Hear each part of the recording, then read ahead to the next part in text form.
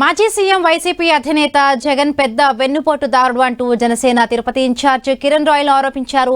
YCP నేతలకు వెన్నుపోటు రాజకీయాన్ని నేర్పించిందే జగన్ అంటూ మండిపడ్డారు. గుండెపోటు దినం పెట్టాలంటూ వరల్డ్ హెల్త్ ఆర్గనైజేషన్ ను లేఖ రాస్తున్నట్టుగా తెలిపారు. గొడ్డలని ఒక చేతితో వైసీపీ జెండాను మరొక చేతితో పట్టుకుని సమాజానికి ఏం మెసేజ్ ఇద్దామనుకుంటున్నారని ప్రశ్నించారు. జగన్ తెనాలికి వెళ్లడం హాస్యాస్పదమన్నారు. గంజాయి బ్యాచ్ ను పరామర్శించిన మెయింటైన్ నిలదీశారు. అధికారం కోల్పోయిన తరువాత ఆయనకు మతి భ్రమించిందని కిరణ్ రాయల్ ఆరోపించారు. వైఎస్ఆర్ కాంగ్రెస్ పార్టీ రేపటి రోజు వెన్నుపోటు దినమంట. చూస్తున్నాం కదా, నిన్నటి రోజు గొడ్డలు ఒక పక్క జెండా ఒక పక్క పెట్టుకుని తిరుగుతున్నారంటే ఇలాంటి వాళ్ళు పరిపాలన కాపాడుకున్నందుకు వెన్నుపోటు దినం పెడతారంట.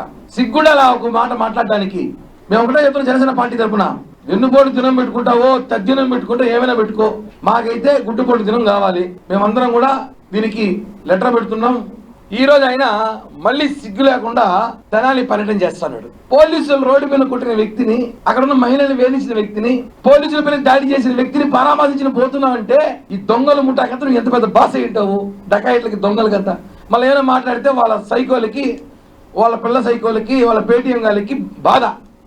వైఎస్ఆర్ కాంగ్రెస్ పార్టీ